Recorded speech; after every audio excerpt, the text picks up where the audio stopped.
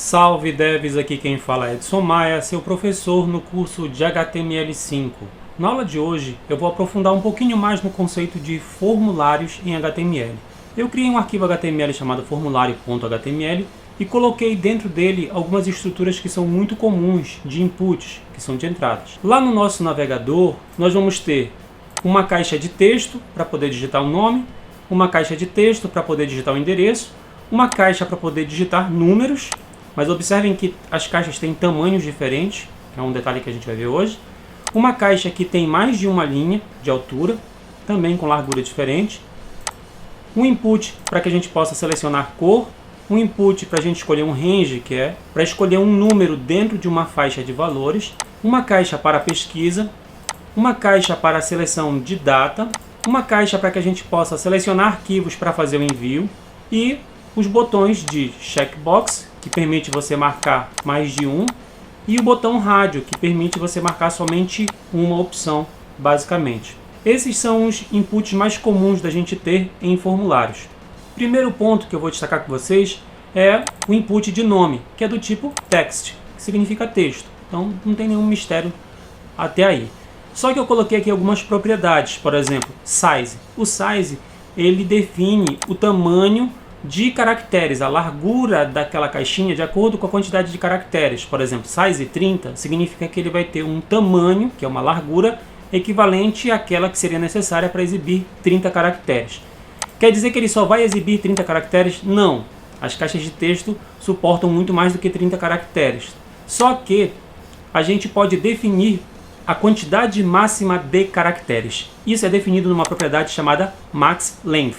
A propriedade maxLength, nela a gente define a quantidade máxima de caracteres que a gente vai receber dentro de um input nosso do formulário HTML. Então, size, tamanho, maxLength, quantidade de caracteres permitidos. Essas propriedades de size e maxLength você pode colocar em todos os inputs nos quais você pode digitar um conteúdo. Existem duas propriedades também que são muito importantes. Uma se chama autofocus. A propriedade autofocus, ela funciona da seguinte forma: quando a gente abre a página, automaticamente o foco do cursor do mouse já fica dentro da caixinha que você definiu como autofocus, que é o foco automático. Você só pode fazer isso em um campo do seu formulário. Não tem como você fazer em dois ou mais, porque fica sem sentido. Você tem que colocar naquele campo que é o campo inicial que você quer que o usuário comece o preenchimento. Outra propriedade muito importante é a required. A propriedade required pode ser colocada em todos os campos do seu formulário. Nessa propriedade você obriga, você exige que o usuário digite algum conteúdo na caixa. Por exemplo, só o nome está como required. Se eu mandar enviar o meu formulário, ele vai me dar um aviso aqui, ó, preencha este campo.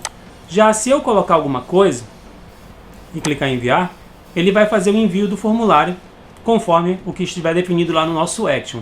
Então, caso você queira obrigar o usuário a fazer o preenchimento, utilize essa propriedade required. Eu vou até copiar ela e lá no nosso arquivo index nós temos dois inputs de e-mail e senha. Eu vou colocar que o nosso e-mail é requerido, que é required, e a nossa senha também é requerida.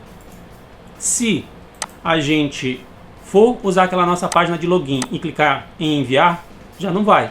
Eu já preciso digitar um e-mail e uma senha para poder enviar, tá certo? Então, propriedade required, ela é super importante. Então, o campo de texto é o mais comum, só que o campo de texto ele é genérico. Ele pode ser usado para a gente preencher, por exemplo, o endereço. O endereço ele é um campo do tipo texto, vai permitir ali que você coloque 256 caracteres, mas você pode definir o tamanho da caixa. Aqui pelo HTML, eu coloquei, por exemplo, size 80 para o endereço. Se a gente olha lá no navegador, vejam que a largura está bem maior. O número, existe um input do tipo number. Esse tipo number permite a digitação somente de números. Você pode definir três propriedades, você não é obrigado a defini-las, tá? Você não é obrigado, você pode ou não defini-las. Que são as propriedades min, max e step. A propriedade min, você define o valor mínimo aceitado no seu campo de número. E no max você define o valor máximo. Pode ser número inteiro e pode ser número fracionado. Caso seja número fracionado, você tem que representar a fração usando ponto. tá? Vou trabalhar aqui com números inteiros, que é o mais comum. O step é o passo, ou seja, quando você tem um campo de número, aparecem umas setinhas. Se você clicar nas setinhas, ele vai passando de número em número de acordo com o passo que você definiu aqui, que é o step. Se você colocar de 2 em 2, ele vai de 2 em 2 números. Se você estiver lá no número 1, vai para o 3, para o 5, para o 7 e assim por diante. Então aqui em steps você define. Caso você não tivesse feito a definição aqui, ele ia fazer automaticamente de 1 em 1. Se você quiser, por exemplo, mais detalhado, tipo de 0 em 1 em 0 em 1, que é em frações. Vou atualizar.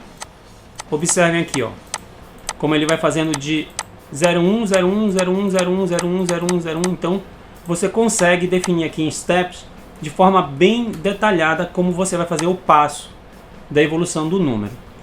Existe um outro tipo de campo chamado Text Area, que é uma área de texto que permite você colocar múltiplas linhas e colunas. Aqui em Calls, você define o número de colunas, que seria a questão do número de caracteres, no sentido da largura, tá? Então, qual vai ser a largura equivalente? Se eu coloco 50, ou seja, Call 50, significa que a largura da minha área de texto equivale à largura de 50 caracteres. Não quer dizer que eu só venha receber 50 caracteres, eu posso receber muito mais do que 256 caracteres.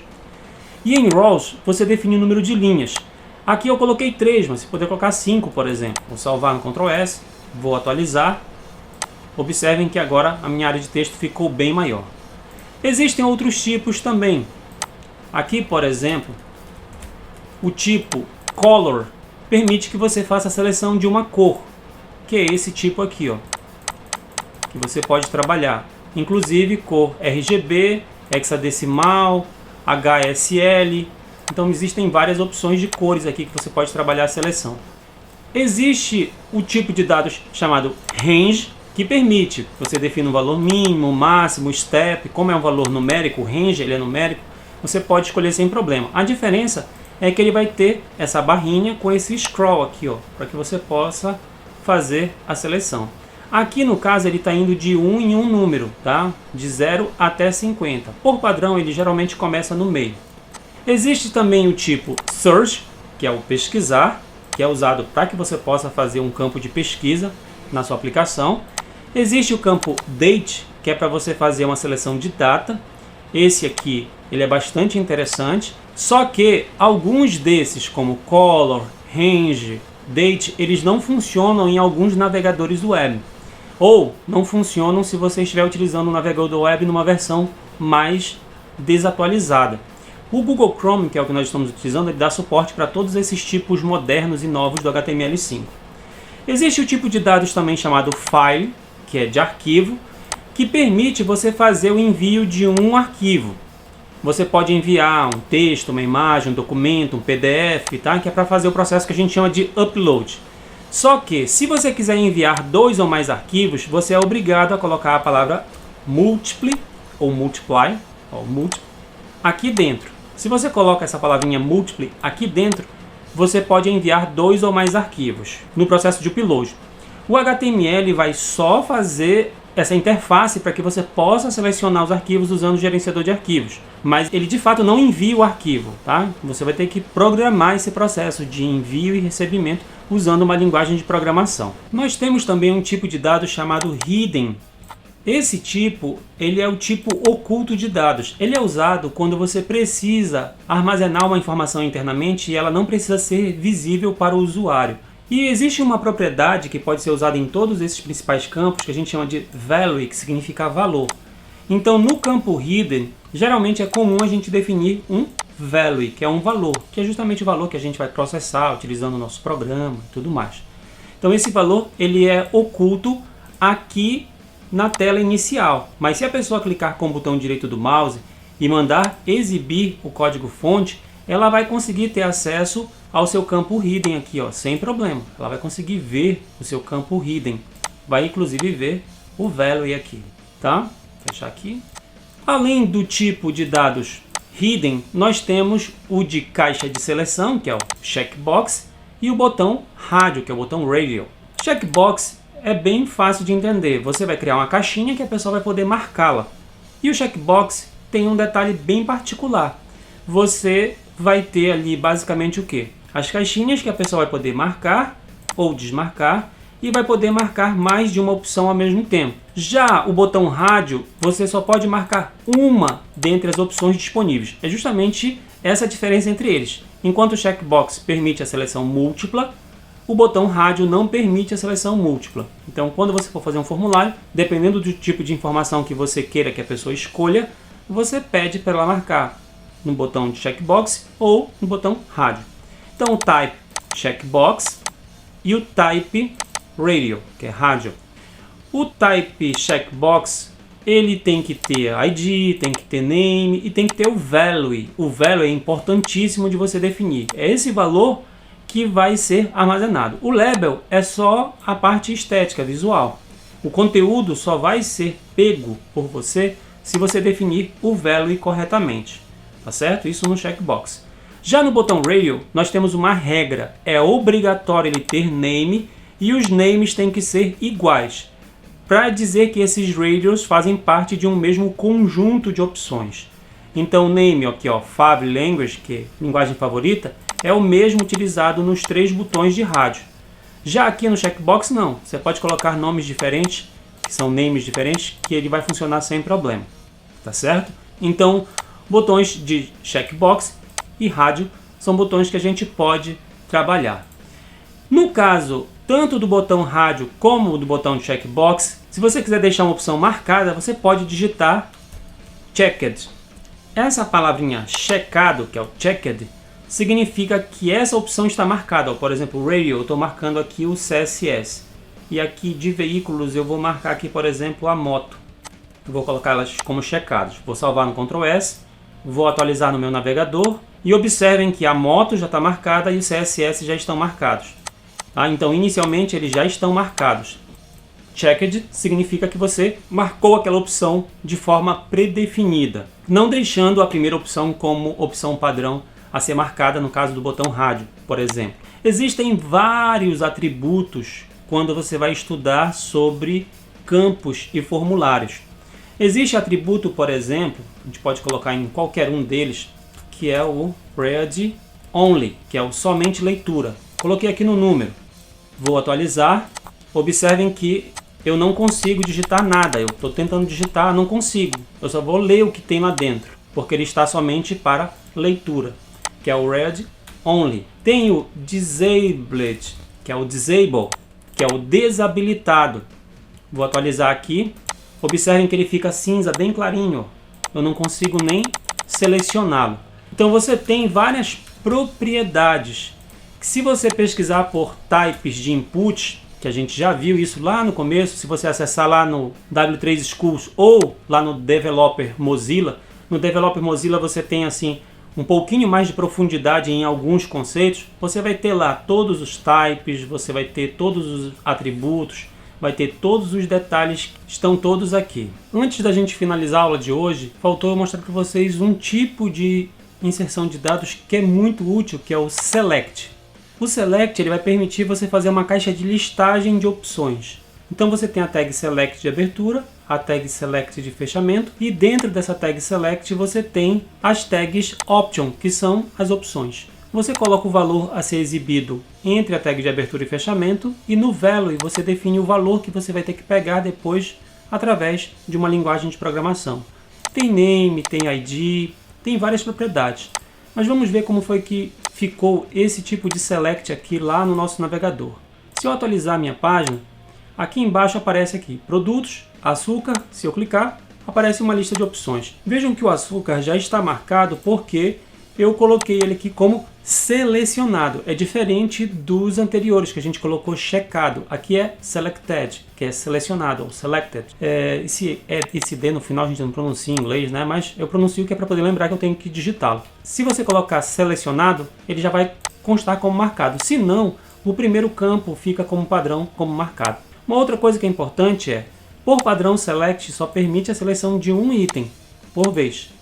Se você quiser selecionar 2 ou mais, você é obrigado a utilizar aquela palavra múltiplo, que nós já vimos. Aqui na tag de abertura do select, se você coloca múltiplo, deixa eu salvar, navegador atualizar, Se você colocar, observem que a caixa aparece grande. Você pode selecionar mais de um segurando a tecla Ctrl.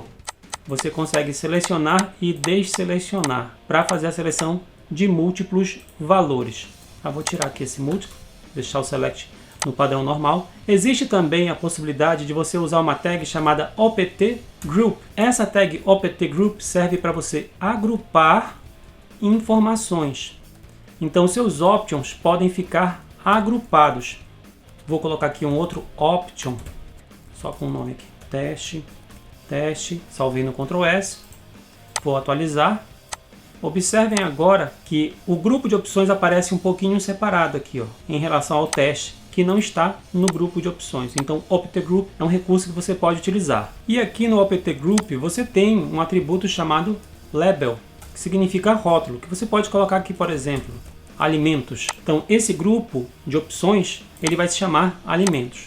Salvei lá no Ctrl S, vou atualizar no navegador, e se eu vier aqui, agora já aparece o rótulo aqui, alimentos, arroz, feijão, leite, açúcar, e tem um teste que está fora de um grupo de opções. Para finalizar a aula de hoje de formulário, só falta eu comentar com vocês dois detalhes muito importantes. Na tag de abertura do nosso formulário, existe um atributo chamado EncType, que pode receber o valor multipart/form_data. Esse EncType ele é usado caso você tenha um input do tipo file. Seja para enviar um ou múltiplos arquivos, você só vai conseguir fazer o envio de arquivos se você definir o EncType multipart/form_data. Esse é o primeiro aviso. Segundo, os métodos de envio de formulário basicamente pode ser o POST.